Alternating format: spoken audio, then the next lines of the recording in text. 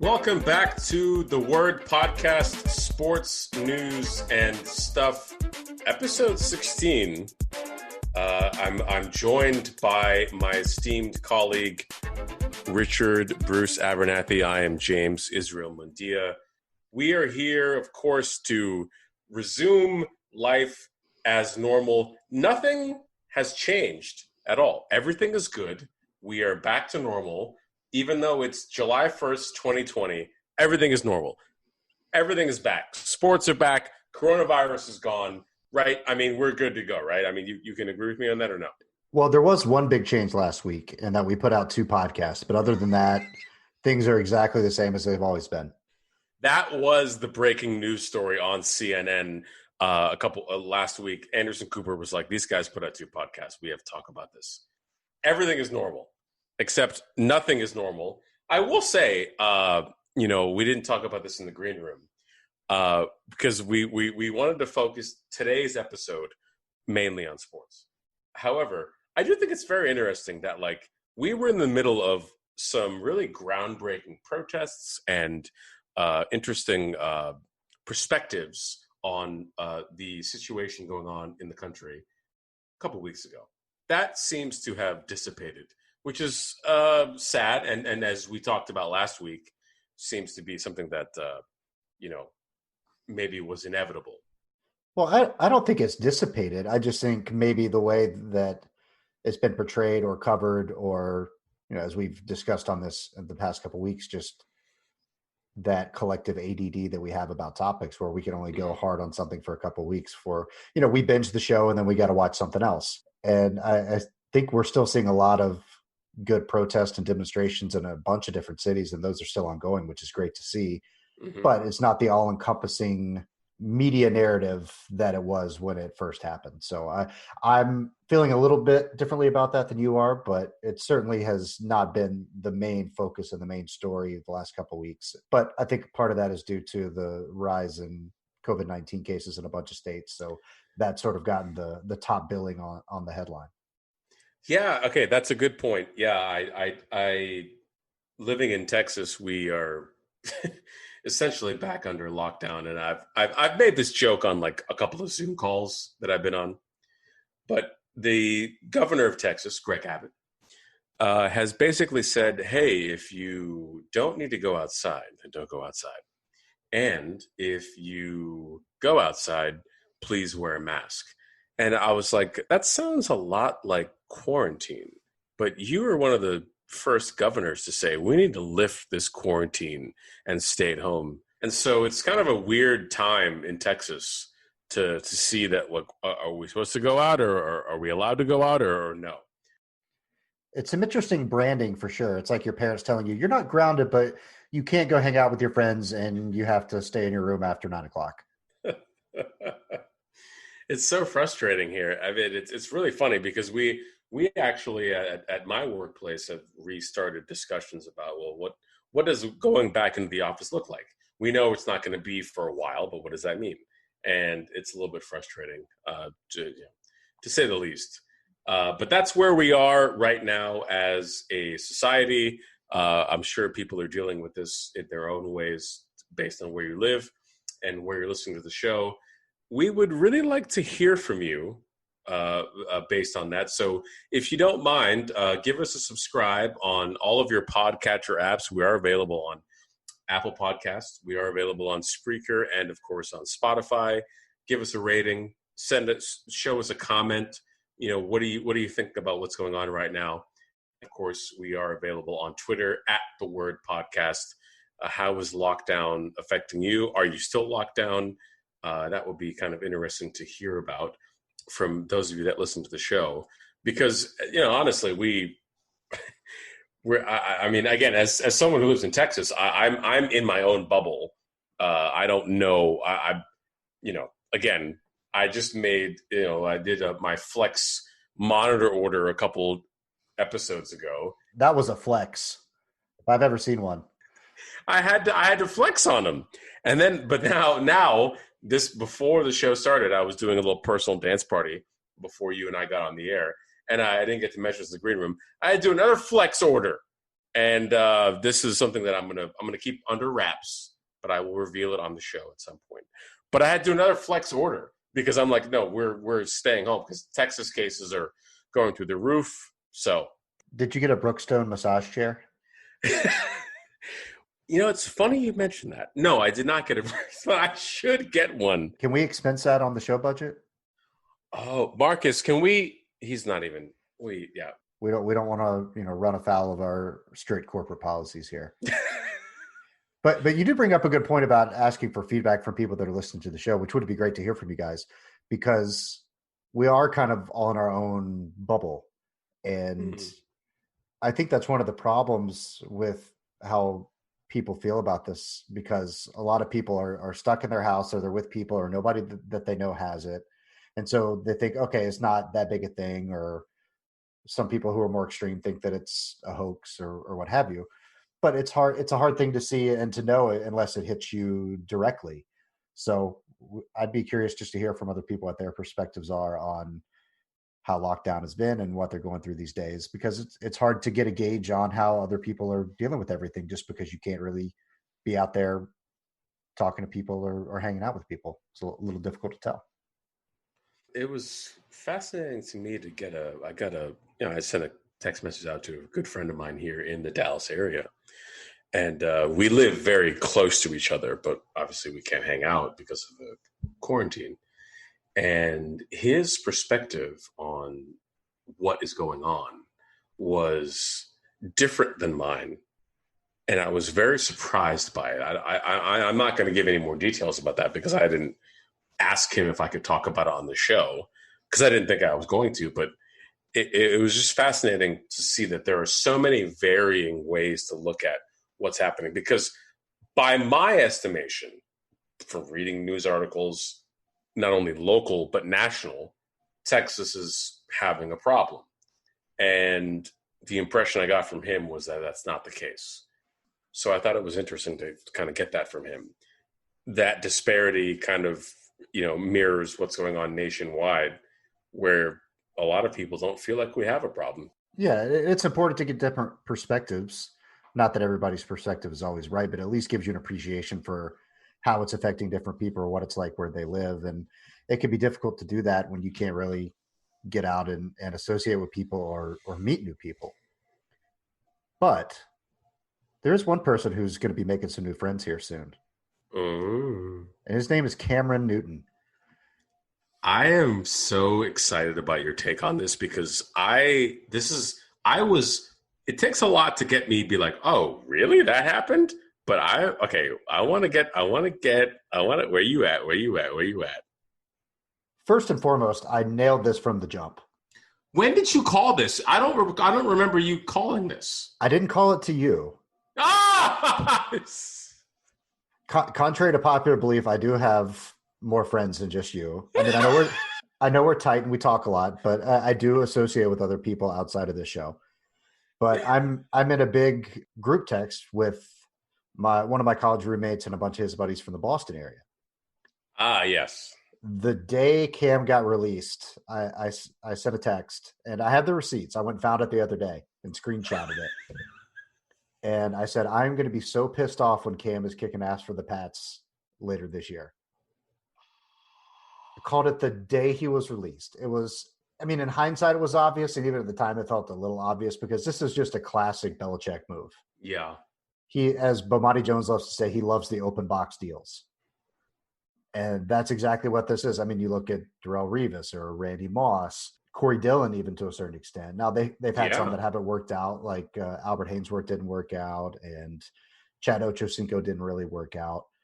But this is sort of his MO, and part of what's made them such a dominant franchise over the last 2 decades is getting those guys who are talented but for whatever reason are available, getting them on a team-friendly deal where they need to prove something to get their next contract, whether it's in New England or somewhere else. And they needed a quarterback. Not a lot of other teams did for one reason or another after the draft. I mean, I think there were still a couple of teams that should have made a play to sign Cam rather than drafting someone or going with whoever they have in house. But clearly he wanted an opportunity where he might be able to start or would be able to start, that there was a pathway to that for him, Mhm. which eliminated a lot of teams right off the bat. So I'm not trying to say that 30 other teams were stupid for not signing him. But even at the time, as a Panthers fan, I was not for the move. I thought they should have kept him and seen what happened this year, let him play it out. Because the last time we saw him and he was healthy, he was having a really good year 2 years ago. And then he got hurt in that Steelers game on Thursday night and just wasn't the same the rest of the year and played hurt. And then got hurt in preseason last year and came back for a game or two, but clearly wasn't right. And his foot was messed up and he wound up missing the rest of the season. So it's not like it's been 3 or 4 years and this guy can't perform or he's lost it.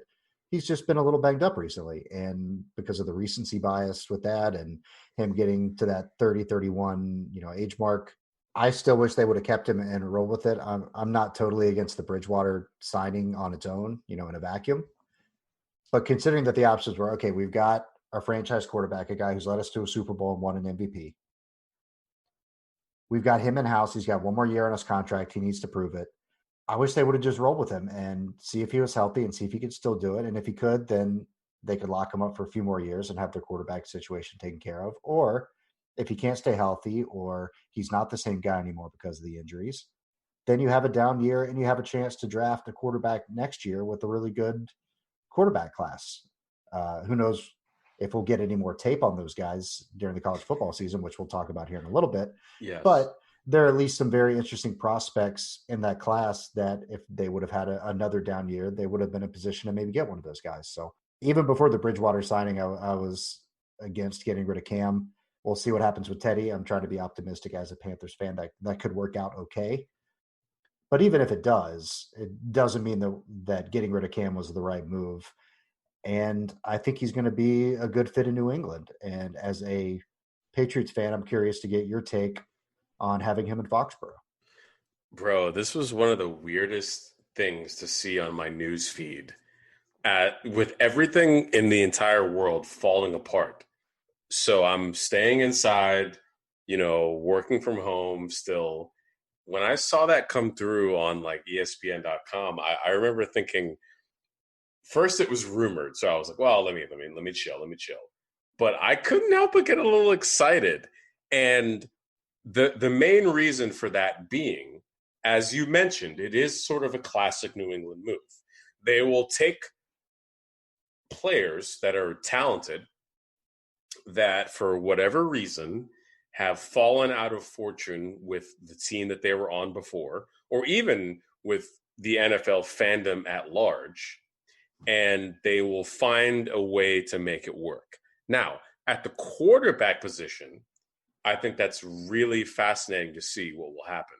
How did they grab this sort of, like you said, what was the term that you used? It was, Well, it's a Bomani Jones thing, but he calls it the open box deal. yeah, exactly. Like, how did they get that for a very talented quarterback who, by the way, is versatile, who is extremely competitive, and who has a big chip on his shoulder based on what has gone down in Charlotte in the past couple of weeks, or sorry, past couple of years. So that to me is it's almost like a recipe for like, let's really turn this guy loose. And again, I as a Patriots fan, I have a lot of bias towards this, so I'll try to make it a little bit more academic.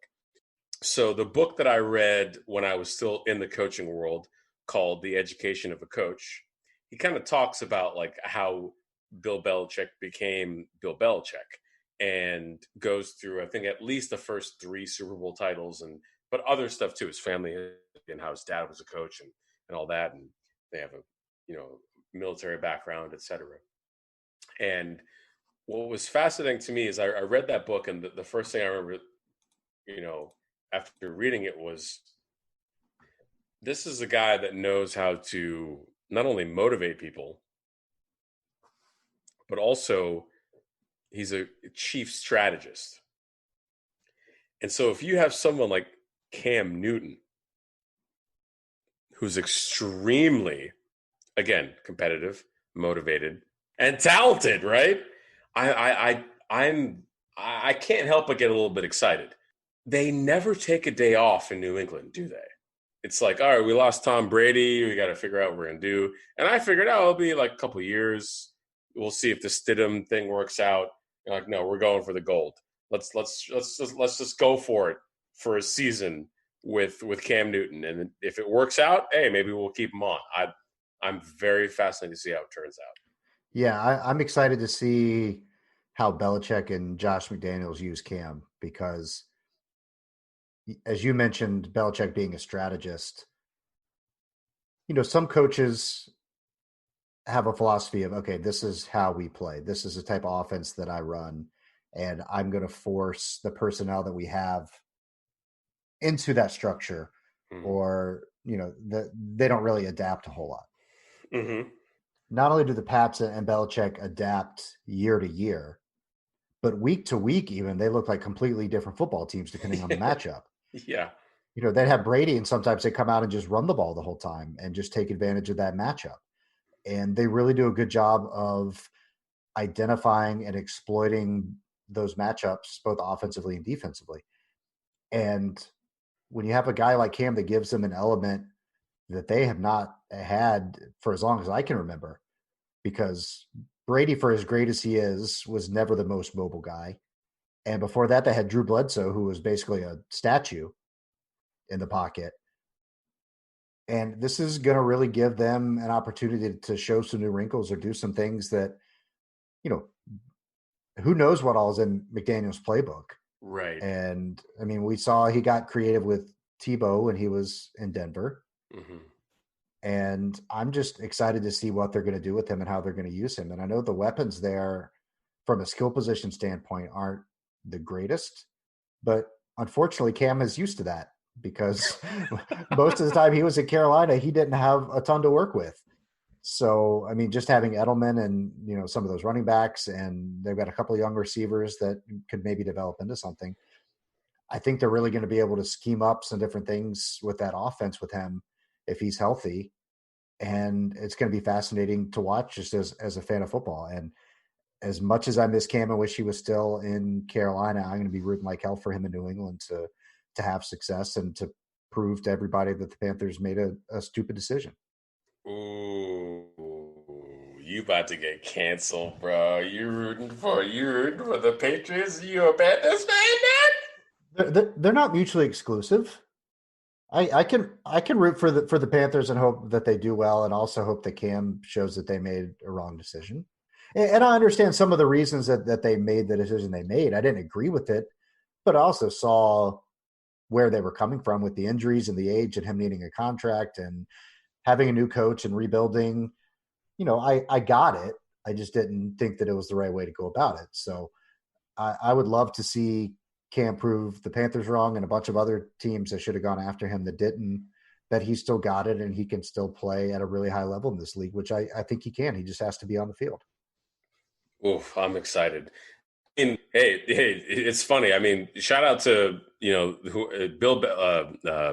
Bill Simmons used to do a great bit on his blog back when we were in high school. Still, this is a long time ago, and he would just talk about how whoever's writing the script for this season is doing a really great job because now I'm like totally invested in like the NFL. I'm like, oh, cool. Like I hope that they play games because I want to see this. And now it based on recent events and Fauci was popping off this week, we're probably not going to have events with fans, if events at all, in the fall. But if they actually do have them, it'll be very entertaining. Now and let's carry that forward though, because we want to talk about the NCAA because there's a lot of developments that have been happening recently, and I'm gonna just you have to forgive me because I didn't say this in the green room because we were just kind of getting ready. We were catching up, talking about X, Y, and Z. But this shouldn't happen, and I'm very opposed to it. The NCAA sports. Now, I am going to be like, I don't even know what is an extreme. I'm going to be a flat earther about the NCAA. The NCAA should not exist this season in terms of people playing sports until we kind of get this thing sorted out. So I want you to know that, because I honestly, I don't get it. And you and I have a very unique sort of relationship with the NCAA in terms of, or history, I would say, because the both of us were very involved in the administrative, broadcasting, communication side of college sports while we were in college, and even a little bit after. So that's why I feel like I know that this can't happen. But I do want to entertain the discussion because, it might they're trying. So let's talk about the NCAA and their idea of getting players back on campus, and sort of how that fits into the the entire mold of what's going to happen on campuses this fall academically. Yeah, and I'm coming at things from a similar viewpoint as you, and that I just think all of this is kind of a bad idea. Much like with our discussions that we've had about pro sports, I understand the motivations behind it, and a lot of them are financial. Mm-hmm. But this does it seems like it's doomed before it even begins. Yeah. On a lot of different standpoints. And just to start big picture first, a lot of schools are talking about having students on campus in the fall, starting earlier, being done so the exams are done by Thanksgiving, so that when students leave at Thanksgiving, they don't have to come back to do exams, and being wrapped for the semester in late November and not coming back till after the first of the year. At least that's been a lot of the talk at schools around here in North Carolina. And from what I understand, that's sort of been a prevailing thought across country to try to beat the second wave. But it's hard to worry about the second wave when you're still at the crest of the first wave and things are getting so much worse in all these places. And you look at football, which is among the first sports to start in the fall and is tentatively scheduled to start about a month from now on Labor Day weekend, or sorry, 2 months from now on Labor Day weekend. We don't know what things are going to look like in a couple of weeks, much less in a couple of months. So to commit to having games and having over 100 student athletes per team traveling and working out and in close proximity and going all over the country does seem really irresponsible. But looking at some of the stance on actually having students on campus, since the NCAA does make a point of trying to identify them as student athletes, but that's a larger conversation, something we've talked about on the show before. I do wonder if some of the push to have students on campus is because they know they can't have sports, at least from a PR perspective, that they can't say, we're not having students on campus, but athletes, you need to be here. Not only is that just a really bad look, it also goes against their whole stance on student athletes are the same as regular students, and they don't get opportunities that regular students don't get and things like that. So I understand the financial impact that comes with just having students on campus from the education side of things, and students not necessarily wanting to enroll or do online only, and that might lead to people deferring or transferring or those types of things. Mm-hmm. So I understand that there's a fine line that needs to be walked here with not just destroying the financial security of the university, but, and I'm not trying to levy any accusations here, but it does feel like they're trying to kind of keep their options open. And they know that if students are not on campus, or the plan is not to have students on campus, that they can't really ask athletes to come and train or to get ready for fall sports. But given everything that's going on, it does seem really irresponsible. And it seems like it's a bad idea, whether they plan on having fans or not.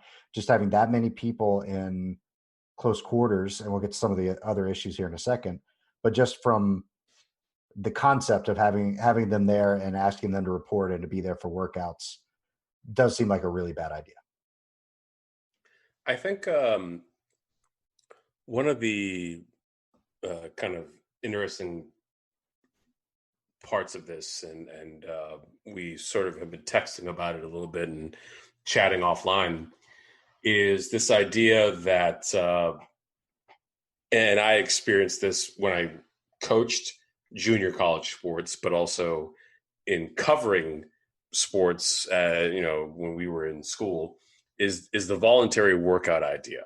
And that is, well, you're not required to come back to campus to work out for this period of time, but everybody knows that voluntary workouts are extremely involuntary. That it is a time to not only get more workouts in, but if you want to get a starting position, you want to improve your status in the team. Perhaps you're vying for a scholarship or even for a starting position that you have to do that.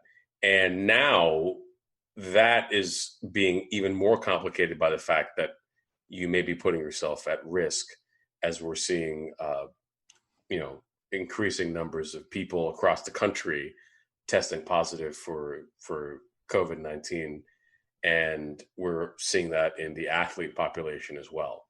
And this is why, again, that I say it would be great if somebody at a higher level in the NCAA, which I know is not going to happen, would say, we're gonna give it a we're gonna pause. Let's pause for 3 months.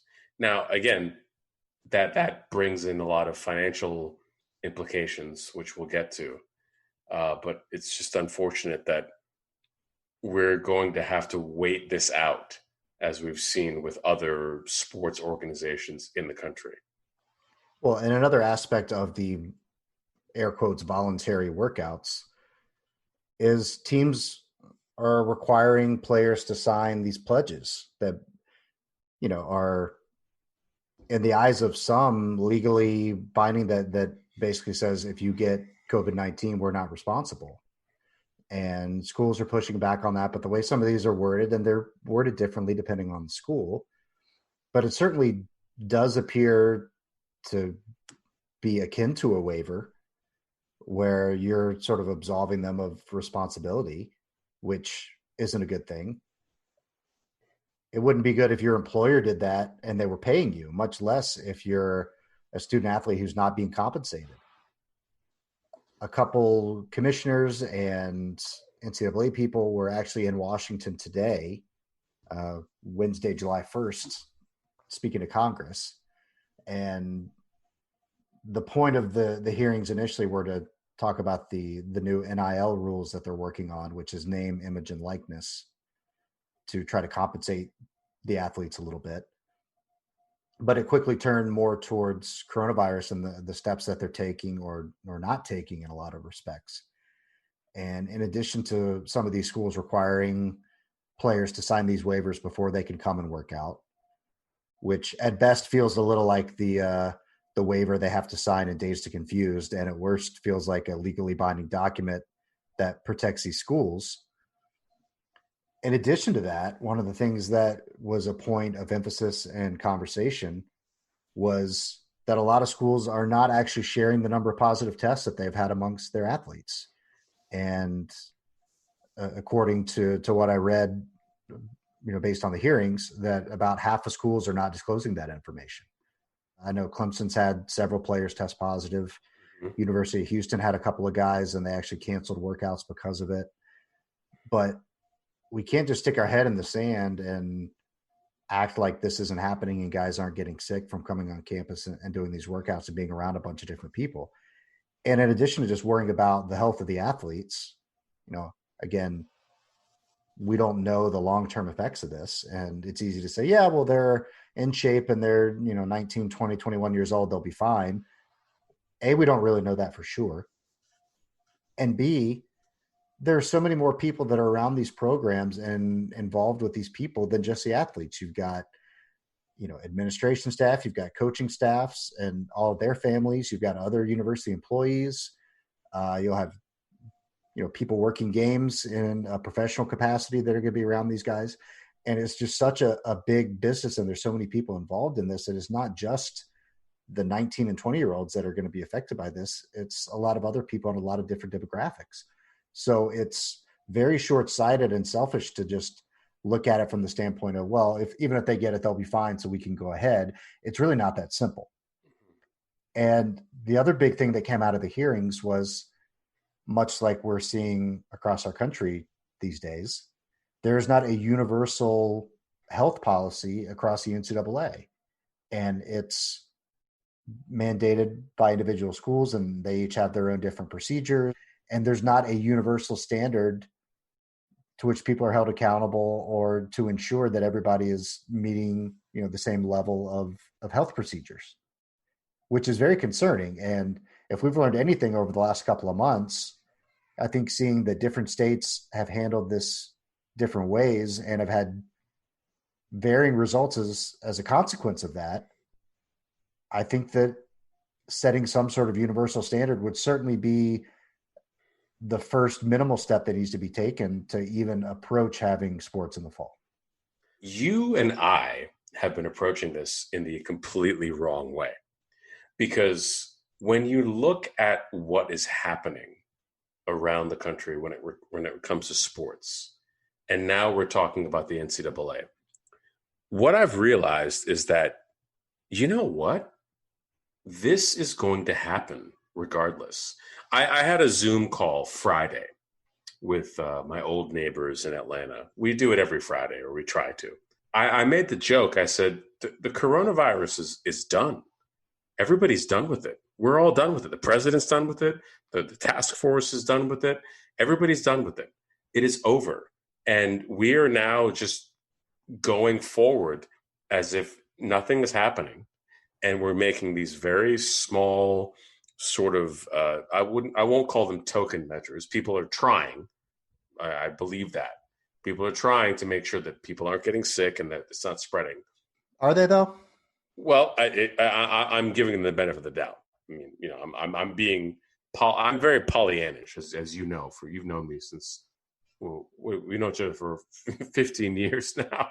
It's like, but people, we've gotten to a point where you can't even do the bare minimum here because everybody's over it, including the people at the very top.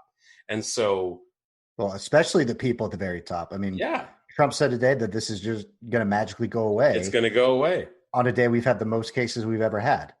But this is where we are. And that's why I said that you and I are approaching this wrong. We need to approach this from the perspective of this sports are going to happen in these closed environments, such as college football. I worked in college football for 2.25 seasons. I was a video assistant. It was a fantastic experience. I learned a lot about life and about football and about professionalism in that environment. And I can tell you this, you cannot stop the spread of coronavirus in that environment if you have people that are, that have unfortunately contracted it. And that's not to say that the people that are working in those environments are unable to contain it. But what we're seeing around the world and in our daily lives is that it is something that is very hard to deal with. And so that's why I say that you and I are approaching it wrong, because these leagues, conferences, the NCAA, they're going to try and go forward. And where I'm trying to transition to is a position of acceptance, because it really irks me and it really, really pains me that we're going to subject people to these conditions. But it's going to happen. Well, I'm still holding out hope that people are going to come to their senses. And it was mentioned How? it was mentioned a little bit in the hearings today of there have been some discussions of having a spring football season. Okay. Which would be smart, first and foremost, from a public health perspective. Pushing the season and making sure we get a better handle on this, get the numbers down, possibly have some better treatments, or even in, a dream scenario, some sort of vaccine by early 2021, that we would be in a better position from a health perspective to have a season.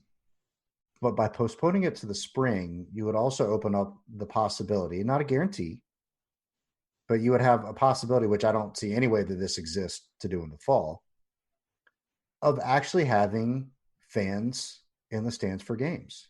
Yeah. Not at full capacity, obviously. You're not going to have 100,000 people in the big house in March or April for a game. But college football in some of these towns is such a huge part of the local economy. Yeah. And I saw something a couple weeks ago about how in Tuscaloosa, it's a $2 billion annual revenue stream for the city. Now, I always take some of those numbers with a little bit of a grain of salt because we hear that all the time with pro teams of trying to justify building a new stadium, and they talk about the economic impact. And I feel like some of those numbers get fudged a little bit or exaggerated to kind of make their point.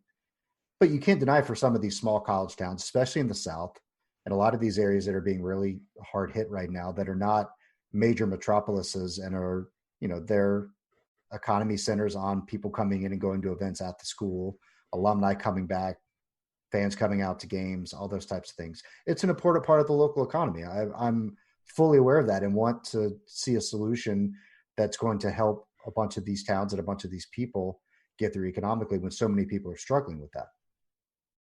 And forcing games through in the fall just because that's how we've always done it, and people want to have the season and they want life to get back to normal when no such thing exists, just feels really short-sighted.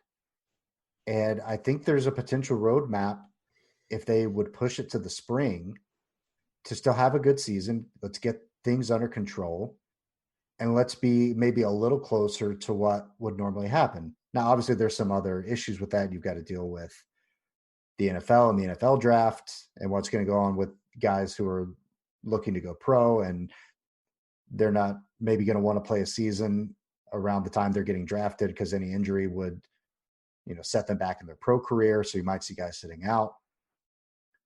But I would much rather have to worry about someone tearing an ACL or hurting their shoulder than getting a virus and spreading it to people and people dying from it. Yeah. That seems like a risk that's much more manageable and I'm willing to accept than just forcing the season through because we want to have football and we want to try to make some money. We want to, get the TV checks, and we want to, in some places, I'm still not convinced that they wouldn't try to have fans in the stands. Yeah. But that just seems like a much smarter move. And I don't know if they're going to get there. And if they do, it's certainly not going to really be voluntary, I don't think. I think there will need to be a lot of public pressure to make something like that happen. But as we've seen in the rise of cases over the last couple of weeks, there's always a lag and there's always a delay between cases and deaths. And as those numbers seem inevitably to climb,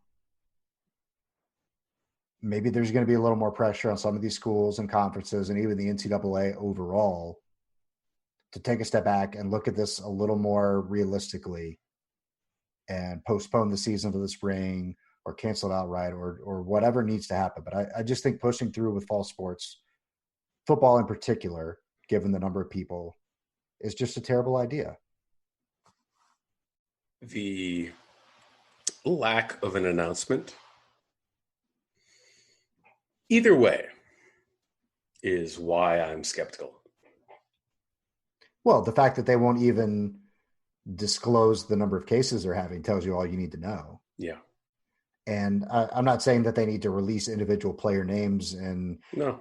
the HIPAA laws have been invoked for the reason that they're not doing that. I don't think you have to say this person got it, that person got it, that person got it. But I think disclosing the number of positive tests among your athletes is a common sense step to figuring out what the landscape looks like from a health perspective. And the fact that they're not doing that makes me very pessimistic that they would postpone the season because they're clearly trying to push through and just act like everything's okay, much like we're doing in a lot of aspects of our society at the moment. Yep. But maybe things will change. And maybe today with the hearings in the Senate and some of the legislation that's being looked at will be a step towards that. As you and I have talked about on the show numerous times, the NCAA is always very hesitant and reluctant to change. Business as usual is good business for them, and it doesn't matter if it's good for anybody else or not. Which brings me to my next point and an interesting thing that I'd like to talk to you about. Yes. Is the power that not only individual schools have, but the athletes themselves have in a time like this. And we've seen it a little bit in a few schools as it relates to the Black Lives Matter movement and athletes trying to hold school accountable or say, we're not going to practice or we're not going to do things until some changes are made around here. Sometimes that blows over really quickly, like we saw at Oklahoma State a couple of weeks ago. But these guys are in a unique position, and it's hard at that age and without any sort of unionization to hold firm and to make demands or to push for change that needs to happen. It's a difficult thing to do. But the schools also need them more than they need the schools right now, I think. Yep. We saw it a little bit with college basketball, at least locally here with the ACC tournament. And there's a good article that came out, I think late last week, but it might have been early this week, about sort of how Duke refusing to play in the ACC tournament led to the conference canceling it. That they sort of stepped up and their AD said, "Look, we're not doing this." And I think that forced the conference's hand a little bit. So I think if a couple of these schools or conferences, especially in some of these areas where cases are really growing and are really in a bad position, would step up and say, all right, we're not going to play this season. If, let's say, the California schools said, look at the numbers here in California. If the Pac-12 has football, we're sitting out. Yeah. That will put pressure on the conferences and the NCAA as a whole to address it.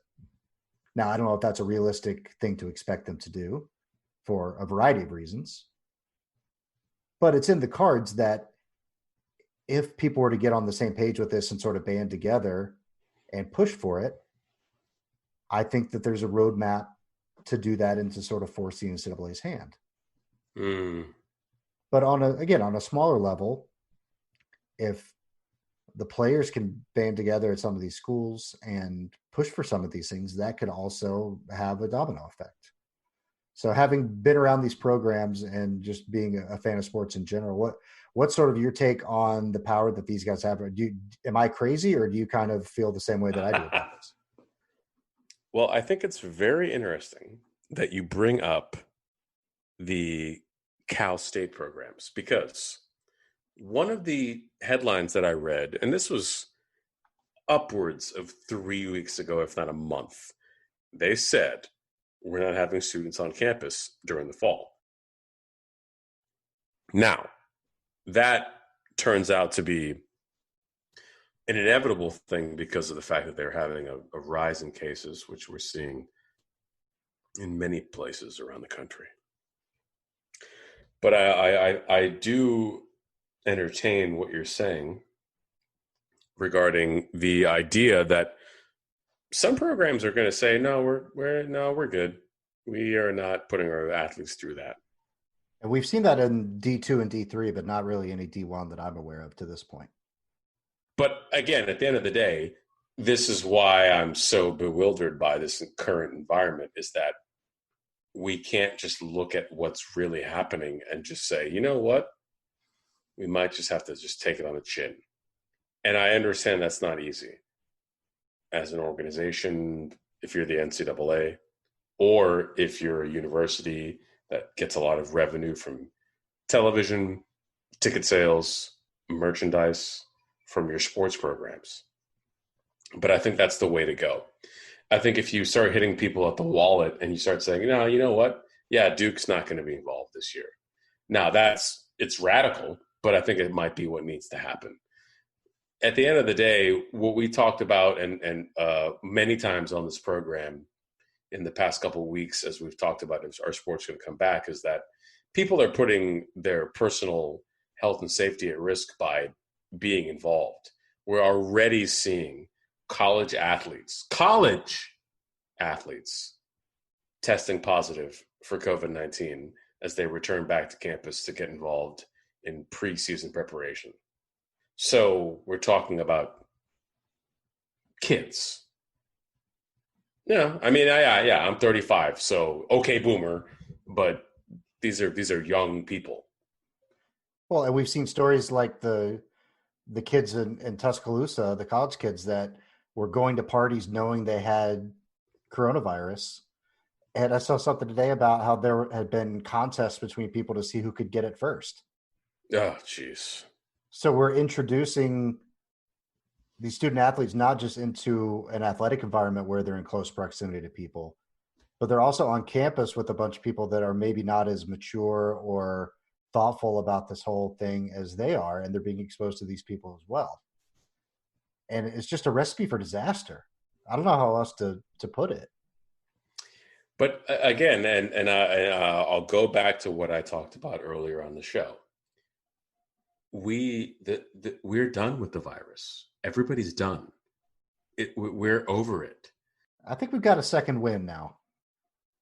Where's the wind? Is there Well, wind? I'm hopeful that there's been a second wind of people focusing on it here the last week or so, as cases have started to rise a little bit. It was a little out of sight, out of mind for a minute, Mm-hmm. and places started to reopen, and some of the numbers in some areas were getting better, and there were bigger issues at the forefront with the protests for racial equality and things like that. That it got put on the back burner a little bit.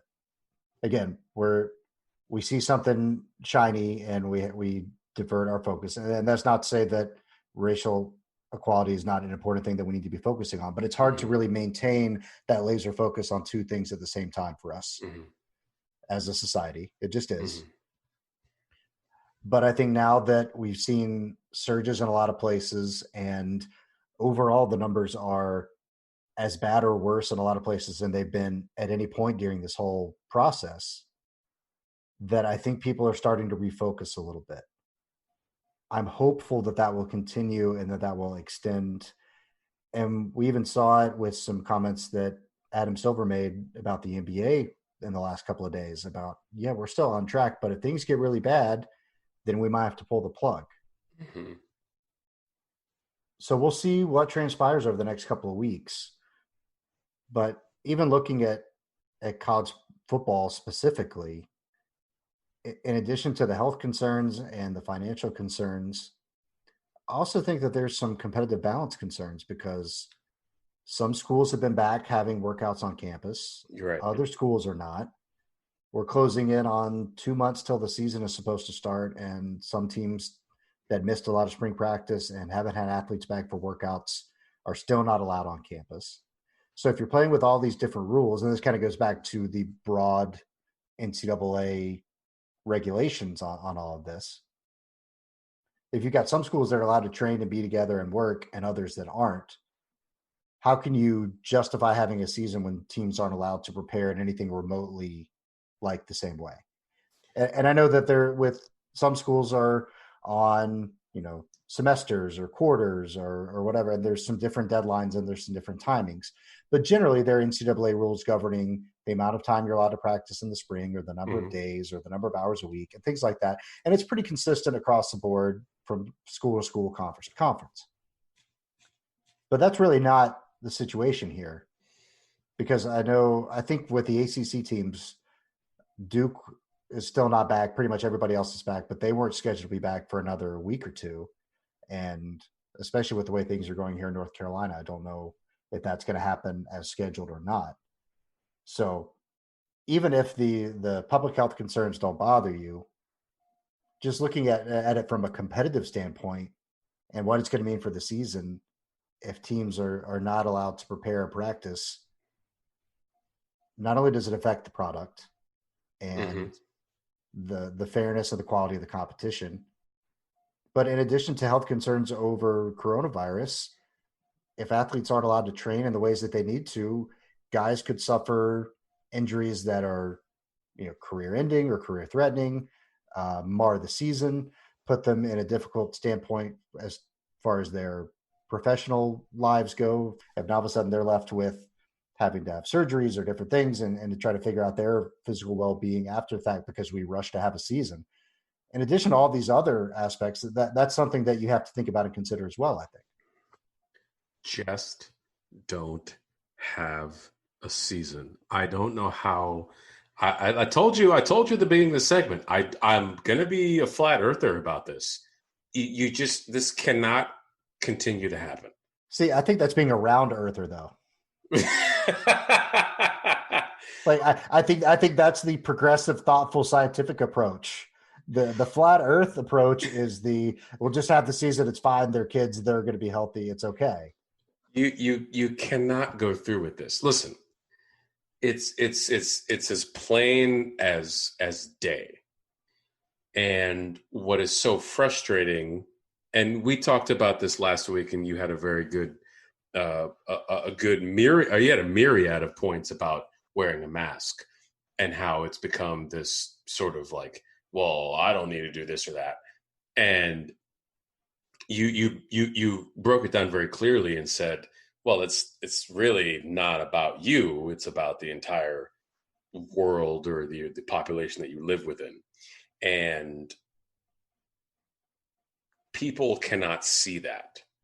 And so I don't expect people to understand where I'm coming from with this perspective regarding college football season.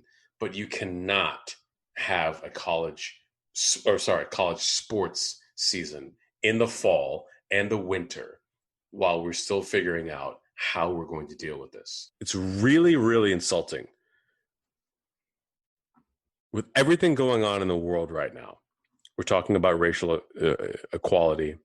We're talking about changing some of the systems that we live in. It's really insulting to me to have this idea of like, all right, we're going to have these guys go out there and beat themselves to death or near it, right? LaDainian Tomlinson said that going through an NFL game is like going through a car crash on your body. And that's been scientifically proven. Over and over and over again. Yes. We're going to have these people, and I'm just talking about college football, go out there and do this in isolation just because we want to have it happen. And that's just to be expected. No, they're supposed to go out there and do that. These people that are in college. I don't know about you. I mean, you and I knew each other in college since we were both sophomores. And that's a lot of responsibility. And I don't think that it's not justified. Just don't have the season. Here's the thing, it's going to happen. And then it's not going to be wholesale. Some people, like you said, some schools will opt out or figure out a way to legally get out of it, but there are some people that are going to be like, yeah, we're going for it. And I just find the whole thing extremely insulting. I find it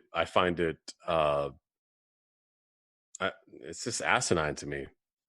It's tone deaf at best and just pure exploitation at worst.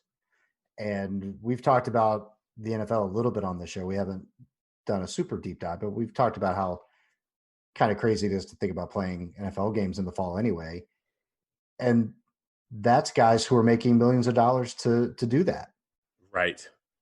And to do this with college athletes who are not being compensated, and you can tout the academic scholarships and going to school as their compensation all you want to. I don't. Oh, get out of here. They make so much more money off those guys.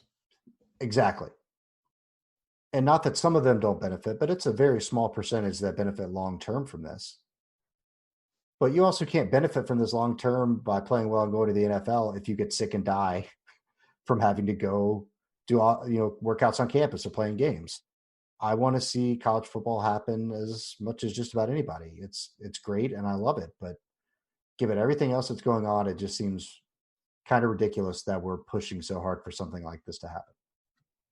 There's an expression, and I don't know if I'm getting it right, but I believe it's chasing good money after bad. Throwing good money after bad, I believe. Yeah, and so it's like we're essentially saying, okay, well, we're not going to do as well this year or this quarter, this week, whatever, but we need to keep it going. And what's upsetting about that is we understand the financial implications. We understand that people are going to lose money. There's jobs, like we talked about, people that work in stadiums and et cetera, support staff. But at the same time, we don't necessarily know that we're going to be able to do this. As you said, maybe we take a little bit of a break. We try to go for spring football. We have to be adjustable. I just don't see what the problem is. And again, I'm very naive and opinionated about this because I don't see any other reason to just look at the reality on the ground and apply it to what we're already seeing. Maybe that means that I'm just like Pollyannish and like college sports have to happen. I don't know. I don't think they do, but that's where I come up. Yeah, and an interesting aspect of the financial part of this to me, and something that I haven't heard anybody really talk about, and this came up with a group of my friends from Carolina the other day. Don't so many of these universities have just ridiculous endowments? And I know that there are some legal rules about how much of that can be taken out or used or whatever.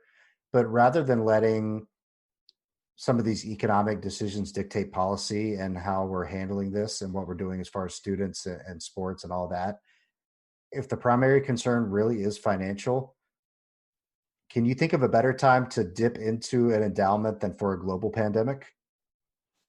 That's the thing. That's the beauty of endowments. And this is what I love about university economics is it is so protected and it is not there for emergency funding. An endowment is not an emergency fund. But do you know what an endowment really is? An endowment is a hedge fund. That's all it is. It is a profit making machine.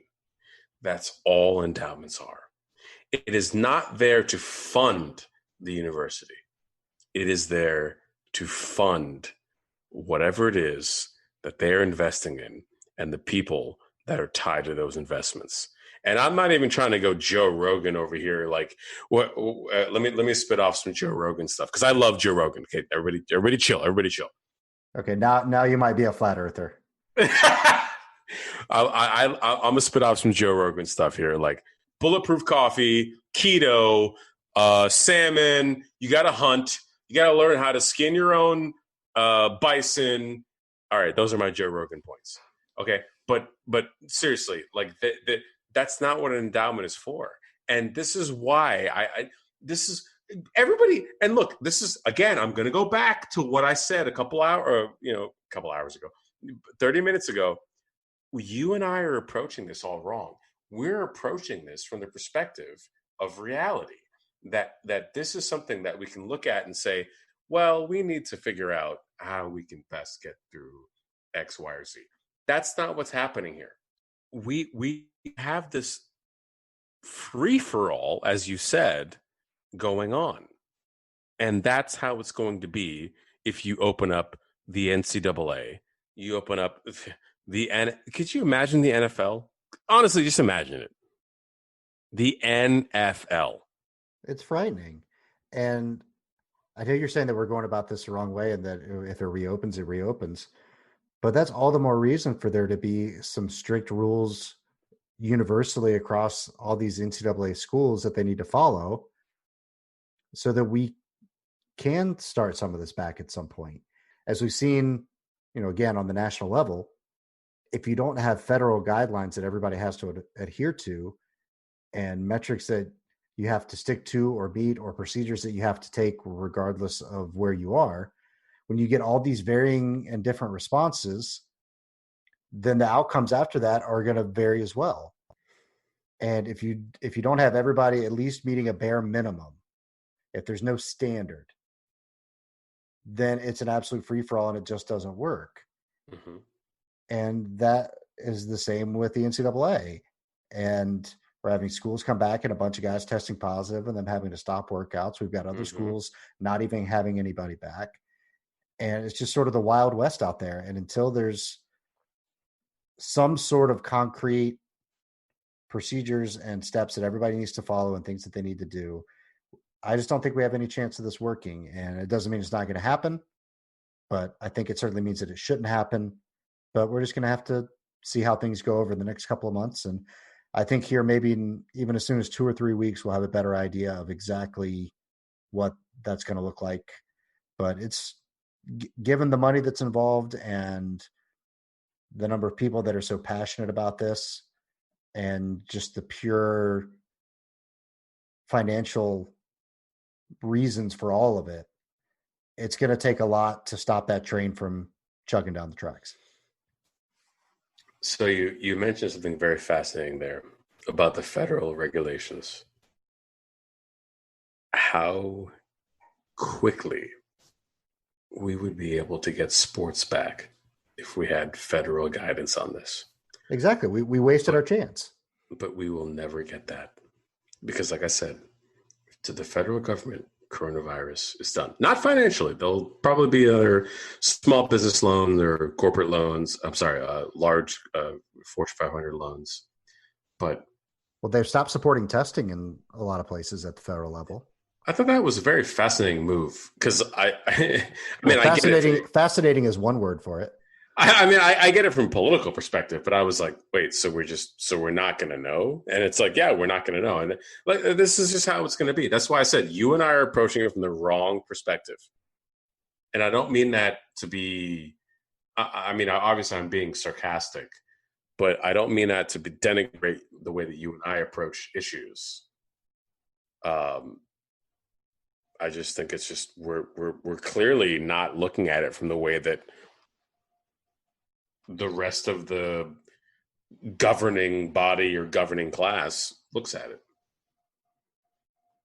Well, I think we're going to pay the price for that, but hey, as long as kids get to not get compensated to go knock the hell out of each other and catch coronavirus, then nobody seems to care. So,